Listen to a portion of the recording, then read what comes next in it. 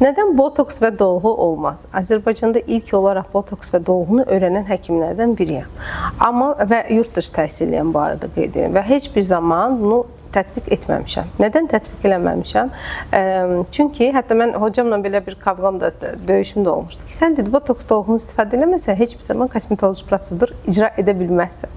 Hayır dedim hocam, mən istifadə eləməyəcəm və öz biznesim və öz klinikamı yaradacağım. Ki dedim və elədim, çox şükürlər olsun Allahıma.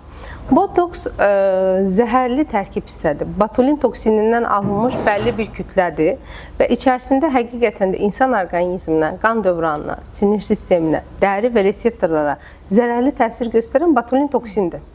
Biz bilə-bilə bu botulin toksini insan orqanizminə yeridirik. Yeritmə nəticəsində nahiyədə dəri toxumaları öz fəaliyyətini durdururlar. Regenerasiya prosesləri burada ləngiyir, qidalama prosesləri ləngiyir, nəticədə hüceyrə məhvinə gətirib çıxardır.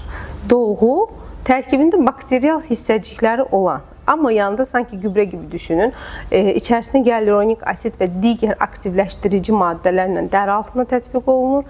Bəlli bir dönəmdən sonra o bakterilər, o dolğudakı olan hissələr, tərkib hissələri yedikdən sonra, qidalandıqdan sonra insan öz dəri altındakı elastin toxumasına, gyaluronuna, kollageninə təsir göstərir.